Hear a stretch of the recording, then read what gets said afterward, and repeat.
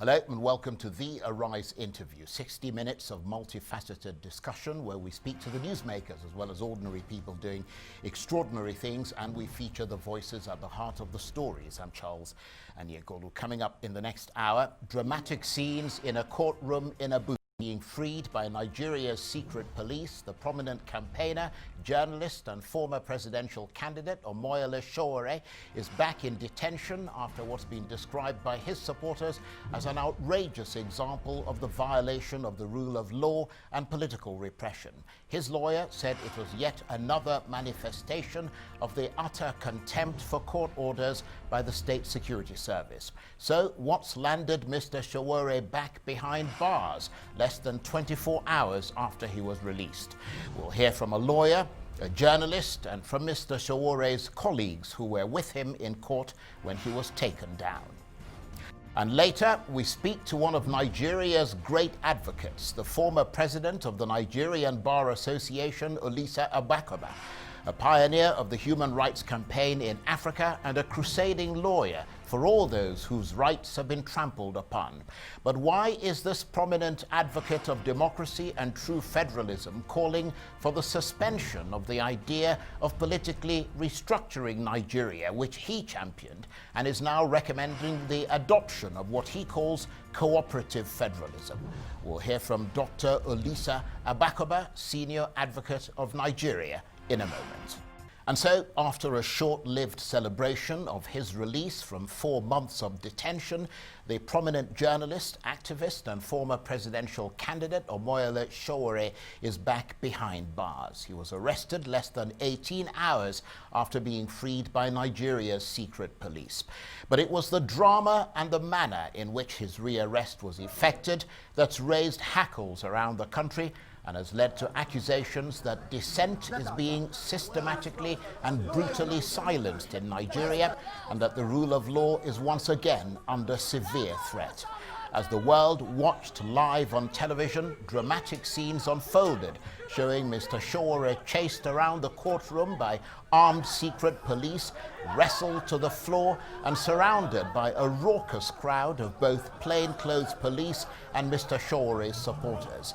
The footage has expectedly gone viral on social media, and Mr. Sowore is now believed to be back in lockdown and in the custody of Nigeria's secret police. This is the dramatic way the day unfolded in the courtroom, live on television.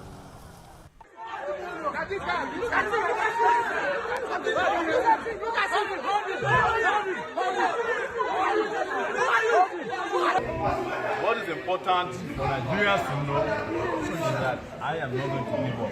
Yes. Until every Nigerian benefits from a country that is theirs. And I've made it very clear. They tried to break me in prison. They sent delegations to me, offering all kinds of, and I refused. And they promised that I would not walk out of their detention alive. That is what they came here to implement today. Nobody in Nigeria should be afraid. It is our country, and some people have to make the sacrifice for this country to be a country of rule, of law, and of... Well, a little snippet of what happened in that courtroom earlier. Well, for more on the arrest of Omoyele Sowore, I'm joined now in the studio by the human rights activist and national coordinator of the group known as Concerned Nigerians, Deji Adeyanju, who is a close confidant of Omoyele Sowore and who was in court as those dramatic scenes were unfolding. Thank you very much. Thank you for having me on the platform, my brother. What is your mood right now? Well, mine is that of despair, sadness, and unbelief, actually. Because for us, what we witness in the court today is just absolutely unbelievable. I am sad, I am shaken, I'm very, I'm lost of words, actually.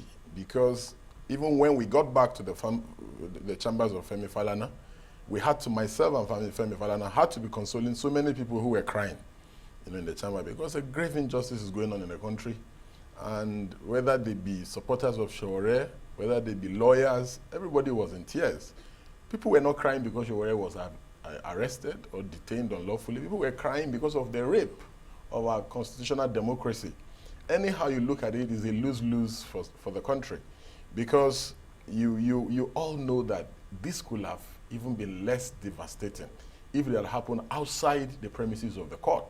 You know, the judge, Justice Ojukwu, you know, I want to specifically reach out to her and tell her that she should not lose faith and confidence in the country, because all these things happened right in her presence. That is what is most astonishing. Yes, because about they were cocking the guns, and she had to practically run away within the court. sanctity Of the courtroom. So my appeal to her and other judges who are watching the unfortunate development in the country is that this is one of the lowest moments of our lives, of our nation, and we make a special appeal to our judiciary that we still believe in them, we still hold them in high esteem, that no matter what, no matter how bad they make it look like the judiciary, you know, has no significance, that we still repose the confidence in them.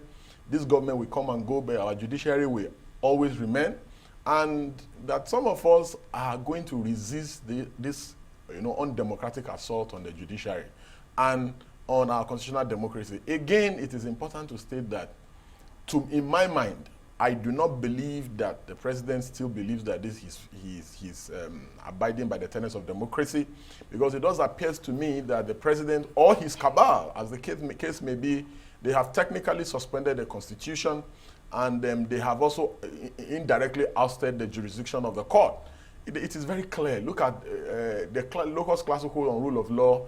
Is a case of Ojukwu and Lagos State government, where the court said once the court is seized of a matter, that all parties in that matter must cease action, and that no party must do anything or say anything or even infer anything that will bring the judiciary into disrepute. Right. Well, let's just try and follow this systematically, because obviously this is a clearly emotive issue, not just for you, but for millions of Nigerians. You were in that courtroom today. How did the day unfold? You see, basically, anyhow you look at it, the events that happened today, you know, it's very sad, because when you look at a situation where someone has just fulfilled bail condition, he was not released voluntarily. Actually, the reason why he was released was because the court had the day before had previously said that there are no two courts in this matter. It's only the court that can either direct for his release or not. Because the DSS had come to court and said that the reason why they had not released him is because he had refused to meet their own conditions that they said, that they had set a condition precedent for him to bring his shorties to their facility, and he refused. And the court said, we have verified his shorties, we have said let the man go. Why are you are not the court. Absolutely. The court has spoken. So this, his release yesterday, you know, was a coerced release because of the pronouncement of the court. And the reason why Sowore had to be in court today was because for him to come and the parties to come and show to court that they have lied. Right. So, you know, they were being smart by half by releasing him and ambushing the court again today. So if you were in court or around the premises of the court, if you see the deployment of personnel, there were more than 300, both DSS and police. It was an invasion of the judiciary. So it's like they're trying to send a message to the judiciary that our decision is final, whether the court likes it or not. And you can see the way that Omoyele Sowore was abducted in court right before the judge, because there were other matters in court. While the matter of the court in regards to Omoyele Sowore was being concluded, you know, and while the other matters were supposed to be had, they just swamped in on him, and they started. There was a particular officer in particular, which I know him very well, and he knows me very well. His name is Marshall. He was the one that was strangulating Sowore. He was the one that took Sowore down and wanted to strangulate Sowore. And all these videos are on social media. And we begin to ask, the DSS, do they think that these acts will make Nigeria fear them, or that they are indirectly demystifying themselves?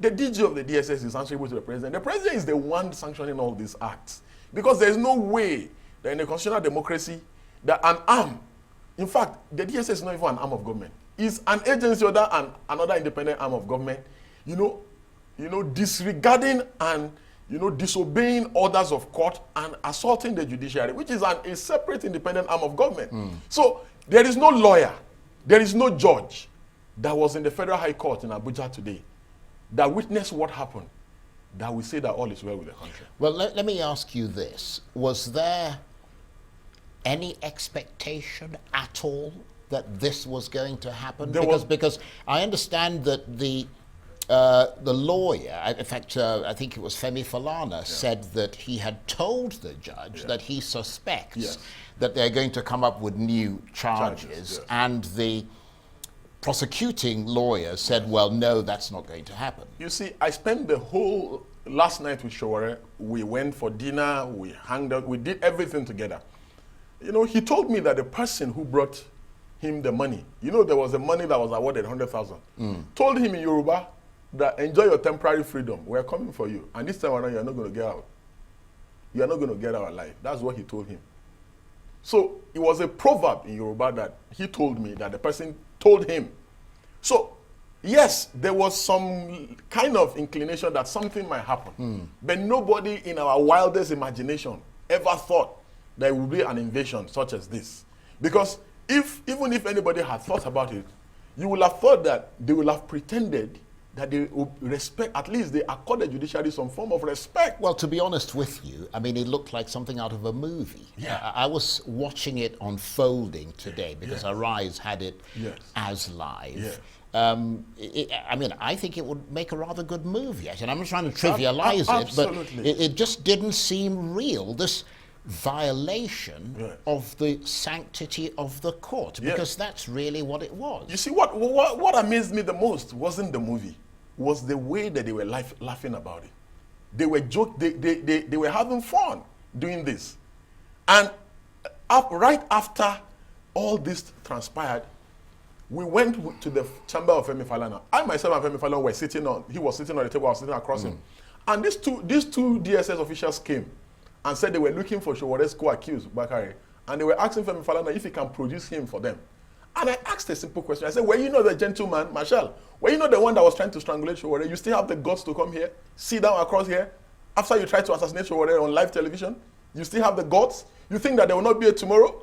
You think that this government will be in power forever? You do not have the fear that what you are doing is wrong? And he just smiled. You could see the grin of joy and satisfaction on his face. But just going back to the sequence of events, he was then, because the pictures were a bit confusing, to be honest, for people who were not there. I mean, there were a gaggle of people around him in the courtroom. There was a chap with, I think, a red jacket or something who appeared to be either holding him down or holding him up. We couldn't be sure. The truth of the matter was that they were trying to shield him. But because there was a lot of pushing. You know, there was a lot of pushing, you know, right at that scene. So there were, and it was, these things happened so fast. So because there was a lot of pushing, so you could see people trying to shield him, and while the marshal guy, the DSS operative just came, swapping on him, and because he caught him from the back and dragged him down. So that was exactly what happened. And that was why when I saw him in Falana's office, and I was asking him and I was telling him that after what you did, you could still come here and say you're looking. I said, how can you come and ask us to produce Sowore co-accused Bakare? Were you people not the one that arrested him and accosted him in court? Shouldn't you be the ones shouldn't we be asking you to produce him? Okay, let me say this. It's a dramatic day. Please stay with us. You're watching the Arise interview. Plenty more still ahead as we continue our discussion around the dramatic rearrest of the journalist, activist, and former presidential candidate Omoyele Sowore. Stay with us. Welcome back to the Arise interview. I'm Charles Aniagolu. As you may have heard, the Nigerian journalist and activist Omoyele Sowore has been rearrested less than 18 hours after being freed by the authorities in Abuja. Dramatic scenes emerged on Friday morning showing Mr Sowore on the floor of a courtroom in Abuja where he'd been summoned for a hearing, surrounded by a raucous crowd of both secret police and supporters, as well as a gaggle of lawyers. Mr Sowore was apparently rearrested during an adjournment in his case. He's now back in the custody of the State Security Service. His lawyers say the government is planning to file new charges against him. Here are some more dramatic scenes of how the day unfolded in court. This morning, I saw a bunch of lumpen elements sponsored by the government, by the State Security Service, to demonstrate in the premises of the court against Mr Sowore and Bakare. From that moment, I did some investigation, and I got information while I was in the court that a new charge was going to be filed, and that the Director General of the State Security Service had ordered that Mr. Sowore be abducted in the premises of the court.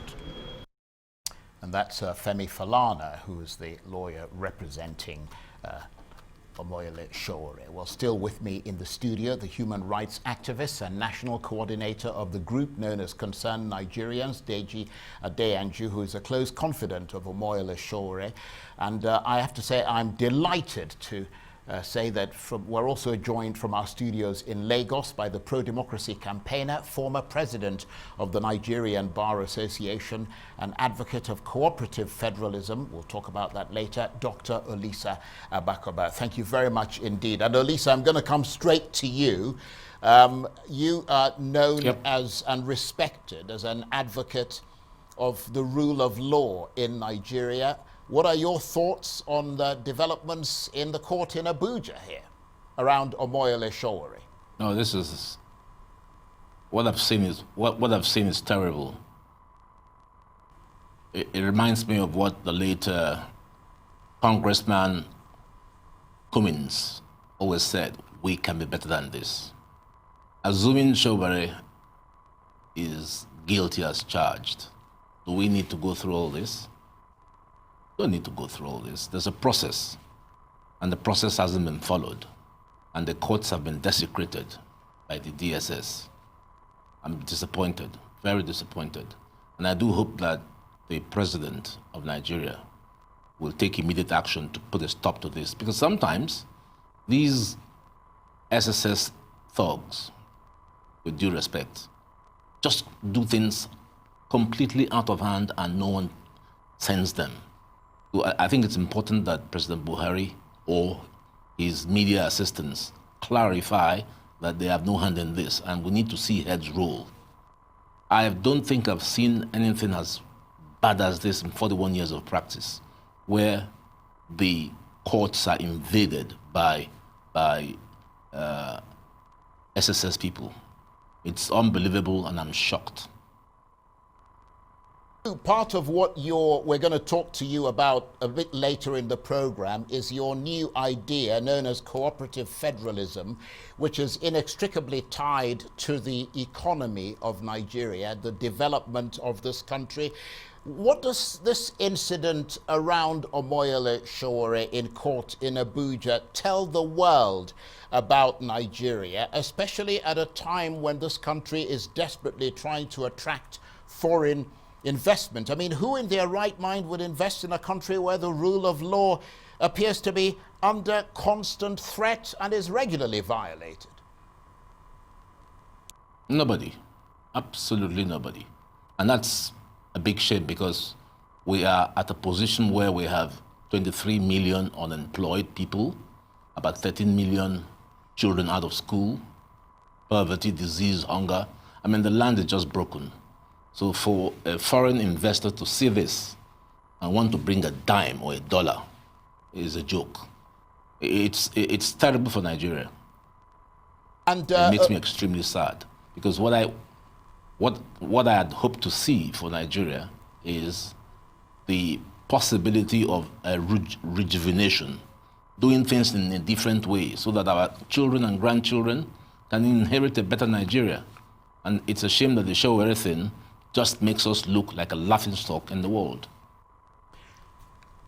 And of course, Dr. Agbakoba, for lawyers, I mean, taking the side of defendants, I mean, I saw Femi Falana being jostled all over the place today. I mean, is that now a sort of risky mission as you watch your clients under siege and you're unable to help?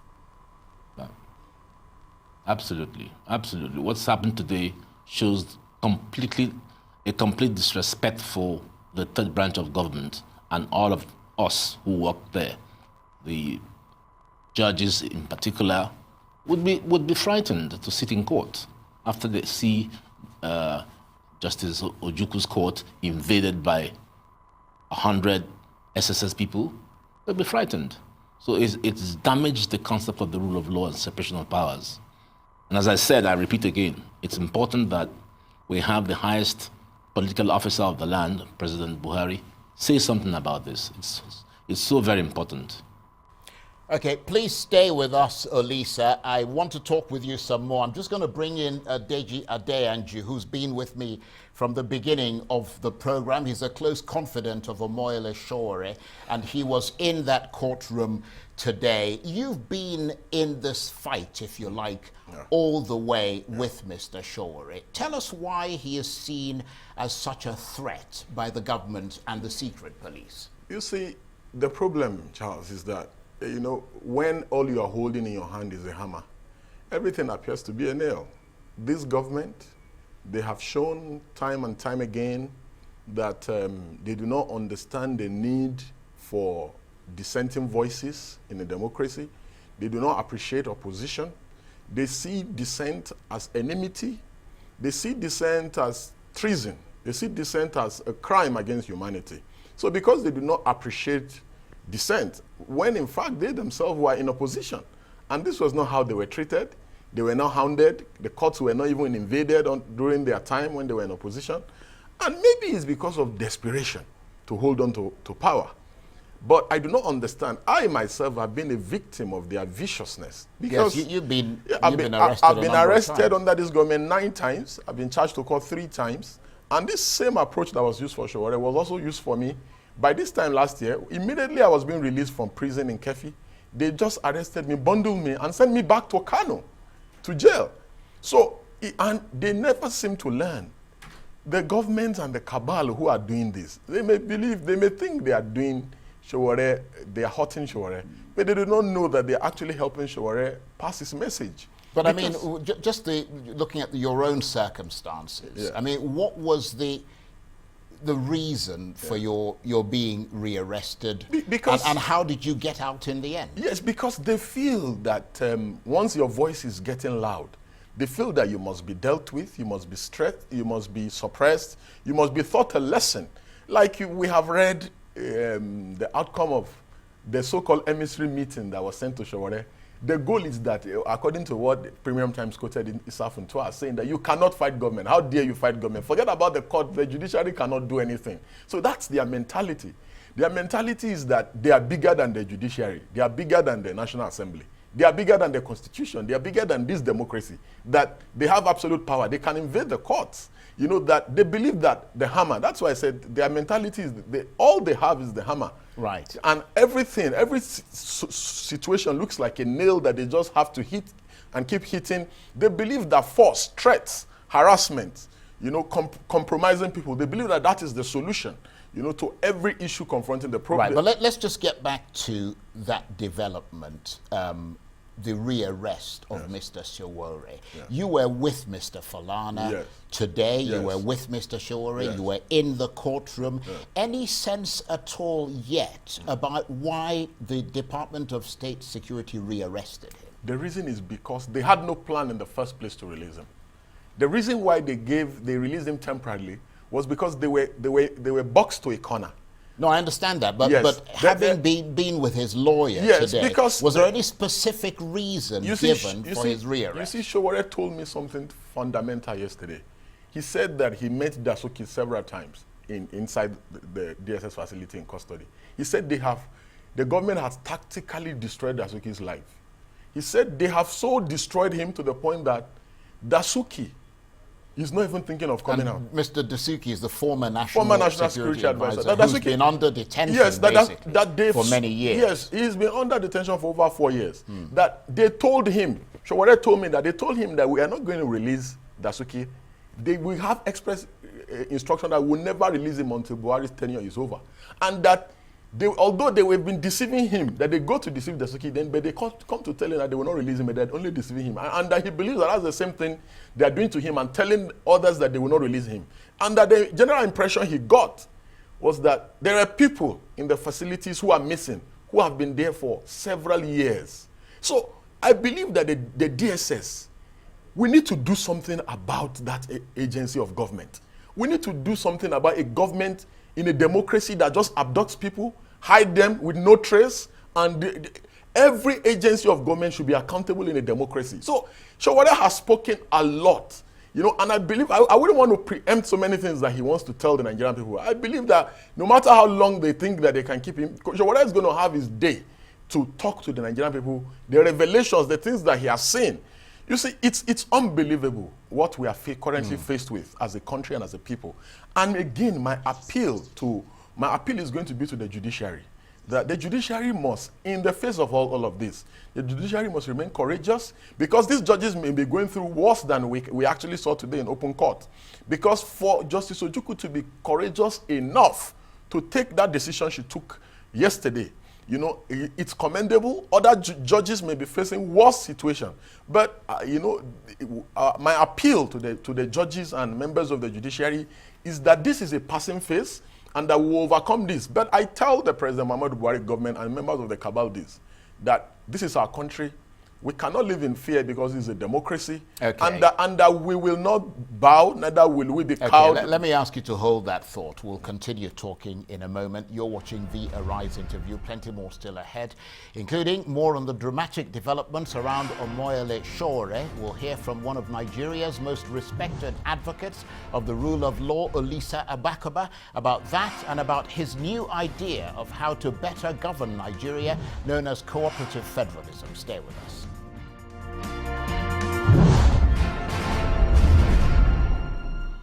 Welcome back to the Arise interview, where we speak to the newsmakers as well as ordinary people doing extraordinary things around the world and featuring the voices at the heart of the stories. I'm Charles Anyagolu. Now, as you may have heard, the journalist and activist Omoyele Sowore has been rearrested by Nigeria's secret police after being freed by less than 18 hours earlier. Mr Sowore has been in detention since his arrest in August, despite court orders for his release. His rearrest has led to allegations that dictatorial habits are proving hard to give up in Nigeria. Well, one man who fought against military dictatorships in this country for many years and for the rule of law is the respected lawyer, pro-democracy campaigner and former president of the Nigerian Bar Association, Olisa Agbakoba. At one stage, he believed that the best way to ensure good governance in Nigeria and eliminate abuses of power is to politically restructure the country. Well, not anymore, it seems. He's now written to President Buhari calling for the adoption of what he describes as cooperative federalism. We'll hear from Mr. Agbakoba in a moment. But first, here he is speaking about cooperative federalism at a news conference earlier.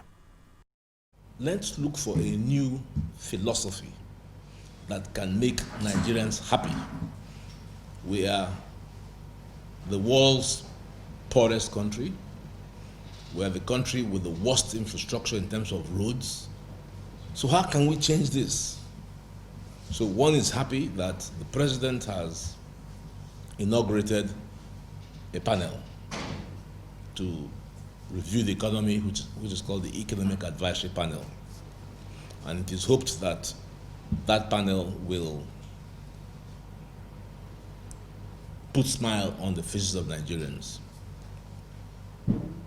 But what is missing, again, I thought that it's important to provide information. If we all agree that we want Nigeria to be a great country, then everybody should contribute what he can to that process. So, as a lawyer with specialty in development law, I feel that I should make that contribution. Development law is a very special field of law, which interfaces with economic issues. And if you look at this pamphlet, I bet you if how many pages in this pamphlet are implemented, we will create in 2 years at least 10 million jobs. I start by I've described different sectors of the economy here. But let me take housing. The housing market in Nigeria is not driven by any clear policy. But what Nigeria needs as an extremely poor country is a policy driven by social housing. Social housing simply means building houses that people can afford. 2-bedroom flats. On Bodilon, Ikoyi, there are at least 15 houses that are more than 20 stories high, all empty, each of which is at least 1 trillion naira. As the houses on Bodilon is equal to the Nigerian budget, but they're empty. Then there's something wrong. There's something wrong. But if each state, if the federal government were to declare a social, mark the word, social housing policy, which is self-contained, 2-bedroom, and say, let each state, according to size, be allocated numbers to build. And let us say we pick 6 million. Each house needs about 20 to 30 people. You are looking at about 2 million people to be employed. That's Dr. Olisa Agbakoba there, and I'm joined now from our studios in Lagos by the pro-democracy campaigner, former president of the Nigerian Bar Association, and advocate of cooperative federalism, Dr. Olisa Agbakoba, and still with me in the studio, the human rights activist and national coordinator of the group known as Concerned Nigerians, Deji Adeyanju, who is a close confidant of Omoyele Sowore. Thank you for staying with us. And let me come straight to you, Olisa Agbakoba. We'll talk about cooperative federalism and what it means in a moment. But first, I just want to talk to you a little bit more so that we can set Deji Adeyanju free, in a manner of speaking, so that he can go about his business. But, I mean, you've been following these developments today, and given your elevated position within the sort of the legal circles in Nigeria, how much has all this today around Omoyele Sowore eroded the power and the relevance of the Nigerian judiciary? I hope it hasn't. Like your guest, who's my very good friend, was, describing Justice Ojuku's exceptional bravery. I hope it hasn't dented that's the judicial officers. I hope it will not affect their decision to do their work without fear of favor. It's so important to have a vibrant, independent judiciary. So yes, it's happened, and it's told us what can happen. It's told us the type of lawless country we operate in and live in. So we all have to be cautious. And I always go back and recall Elijah Cummings. He was a guy that I really loved, and I was sorry to see him pass. We can be better than this. So let's be resilient. Let's stay at the front lines and watch and see. Vigilance is what we all need. But it's a terrible day. I never knew that I would see this sort of thing happen in a Nigerian court. Not even under military rule. Not even when we were being dragged around the courts. Gani, Femi, Falana, or myself, did this happen. No SSS person ever. And that's what's so confusing. Under military rule, they seem to actually have obeyed the rule of law more. They obeyed court decisions. But this civilian democracy, there's something wrong. There's something wrong. And I pay tribute to all of my junior colleagues who have kept the struggle going. We must be vigilant. That's all I can say about this. And just along those lines, you've written to President Buhari suggesting the adoption of a new sort of system in Nigeria. But I mean, just focusing on this issue, this doesn't look good at all for President Buhari, does it? I mean, these repeated attempts, apparently, to undermine judicial pronouncements by the very institutions that should be defending them. No, it doesn't look good at all. And that's why I said it's important that we have a clarification from the president as to whether he knew. My experience has shown that sometimes they don't know. I remember once I was arrested and I thought it was coming from very high quarters, and it turned out to just be someone who was called Major, I can't remember his name now. So it's important for Aso Rock to clarify what they know about this. And if they clarify and say they don't know about it, then heads have to roll. Lessons have to be learned from this. What's happened today is a terrible slight on Nigeria's image internationally. So I do hope the information managers will come around and tell us what really happened. Why was Justice Ojuku's court invaded by all these SSS or DSS people? We need answers.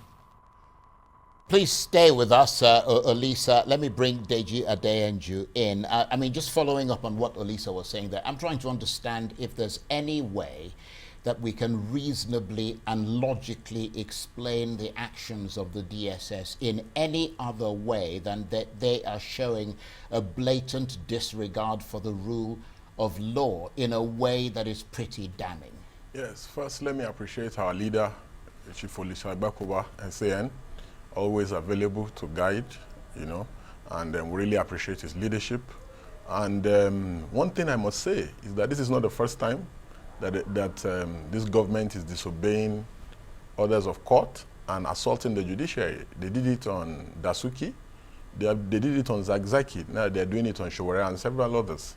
You know, the president has not made his intentions, he has not hidden his intentions whatsoever. He has made it clear, even he said this right in front of the judiciary, that the rule of law is going to be second to national security. But it is important to remind President Muhammadu Buhari that he went to court 3 times on 3 different occasions when he lost elections. So he cannot assault and, you know, bury the same institution that he once ran to, relied on, and all that. And another very important factor that we must note is that, you know, the DSS is simply carrying out the orders of the president and following his body language, because his body language suggests this. On national TV, the president said that Dasuki will not be released, Zagzaki will not be released, and we saw how the DSS went further to just simply carry out the orders of the commander-in-chief. So this cannot be an exception, right? Because you see, it is important to always talk about precedent. When precedents are set, whether we like it or not, it will make or mar us as a people and as a country. And that is why I said that judges like Justice Ojukwu, you know, they must be commended. Our judiciary, no matter how bad the situation is currently, our judiciary, we must commend them. Right. We must commend them. Can we say very briefly that all these actions against Mr. Sowore have made him more popular in the eyes of the Nigerian people? Obviously, people who never knew the message of Sowore, who never had any idea or inclination to like him, I have received all kinds of calls from all over the world, from Europe, from America, from everywhere, Australia, everywhere. People called to show solidarity. Nigerians, a woman called me today from Spain. She was crying because she watched the videos on the internet and she just kept weeping uncontrollably. And that, is this really happening in our country?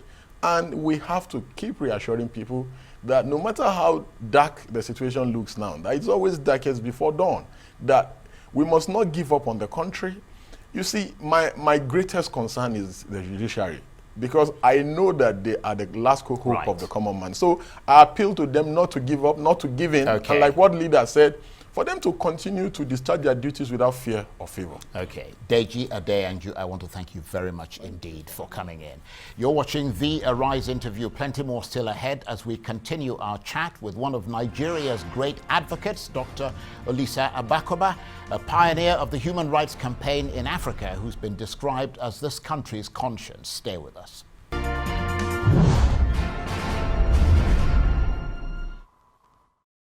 Welcome back to the Arise interview. I'm Charles Anyekulu. Now, the former president of the Nigerian Bar Association, Dr. Olisa Agbakoba, has called for the suspension of the agitation for the political restructuring of Nigeria. Dr. Agbakoba argues that agitation for restructuring has gone on for so long without result and has begun to hurt the country rather than help it. In place of political restructuring, he's now proposing what he calls cooperative federalism. He says that if his idea is implemented and well executed, it would generate at least 10 million jobs and would be accepted by all Nigerians who simply want a good life, good health care and jobs. And Olisa Agbakoba, former president of the Nigerian Bar Association and advocate of cooperative federalism, is still with me from our studios in Lagos. Thank you very much indeed, Olisa, for staying with us. And just coming off the back of the issue Thank you. of Omoyele Sowore, the judiciary, and so on and so forth. I'm just wondering if you think that perhaps you should have included in your letter to the president on cooperative federalism an issue about the reform of, well, adherence to the rule of law for a start in Nigeria, because this sort of thing has been an issue for many years. It's basically an issue of good governance. It's one of the reasons why people like you talked about restructuring Nigeria in order to decentralize and further enhance the freedoms of the citizens. But now you say that you don't believe that restructuring is the way to go. Tell us why. No, I didn't say that. I knew that I might be misunderstood. So let me clarify.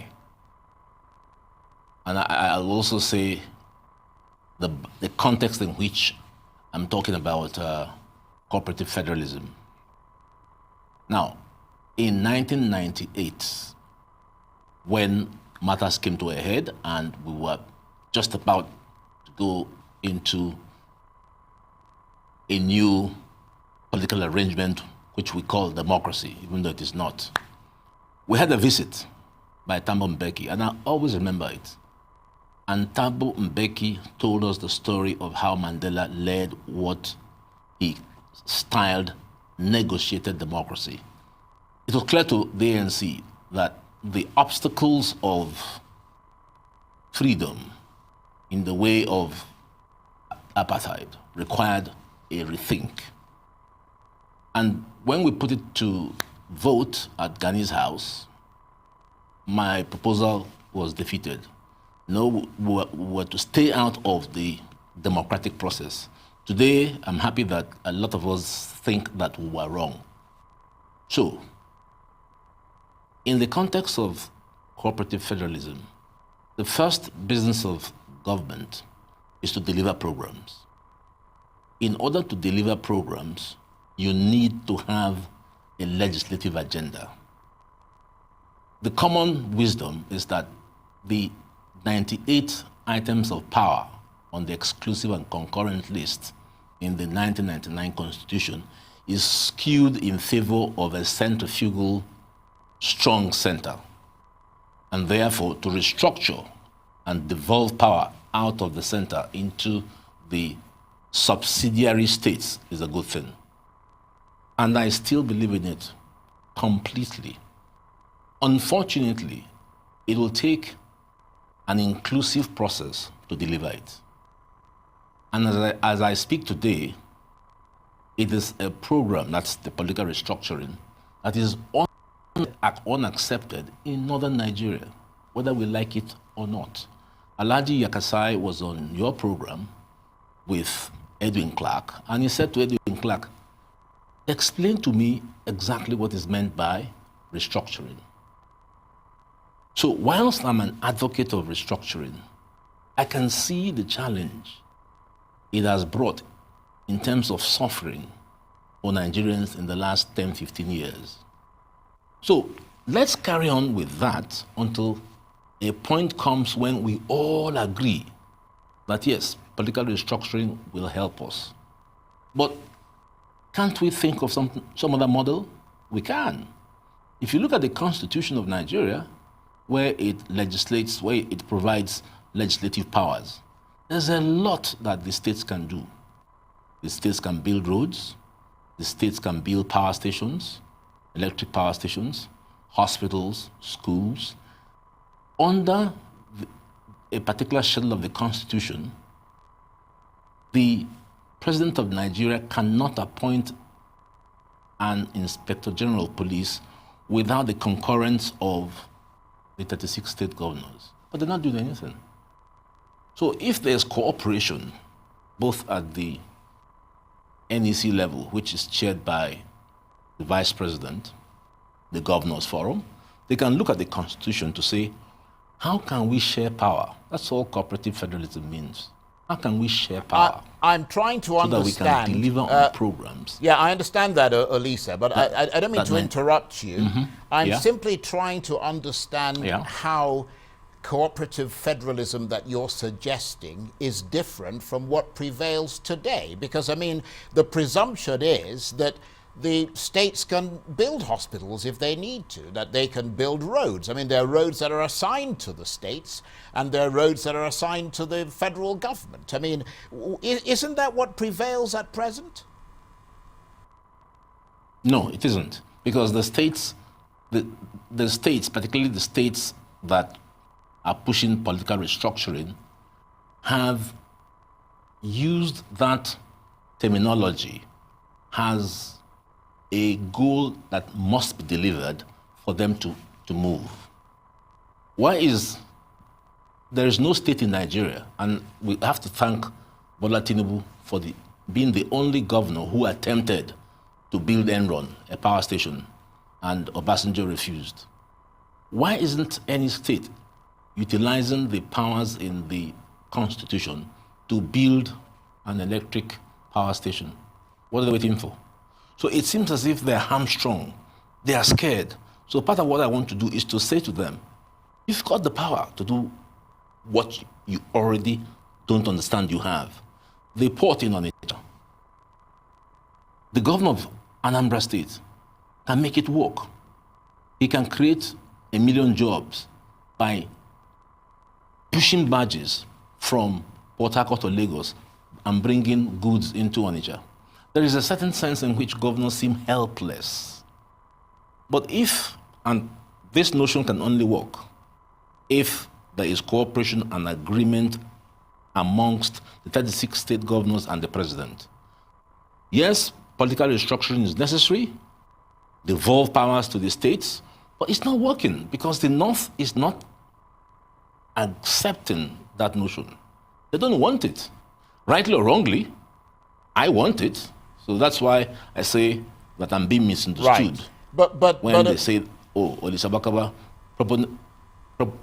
proponent of political restructuring, has abandoned it. I haven't. But if they're clearly... it's not working. But Olisa, if there clearly isn't the political will to restructure Nigeria, why should there be the political will for cooperative federalism? I mean, the people are simply going to say that it's already there. No, it isn't already there. It isn't. As a concept, as a concept in the Constitution, it is there. But as to whether it's been executed by the state, both at federal and state level, it isn't. Because what is on the table for discussion is restructuring. Ohaneze believes in restructuring. Afenifere believes in restructuring. Pandef believes in restructuring. So no one is giving attention to another type of model. So if restructuring is the standard we want to reach, is it the suggestion that we should be helpless until we all agree, all 36 states agree that yes, we can now do political restructuring? If that takes 20 years, what happens to Nigeria? And that's why I link cooperative federalism to economic emancipation and development. All the states in the east-west zone can play a role in building that road that has been going on forever since the last 30 years. Since I was a student in CIC, in 1972. The highway from Onitsha to Enugu has never ever been completed, even though contracts are issued. But under shared powers, because that's another name for cooperative federalism, under shared powers, the federal government can delegate its powers to the states in the east. And I'm very sorry to becomes your responsibility. I'm very sorry to interrupt you, Dr. Olisa Agbakoba, but I want to thank you very much indeed, and I hope someone is listening. That's it for this edition of the Arise interview. Join us again tomorrow from me and the entire team here in Abuja. Bye-bye, and thank you for watching.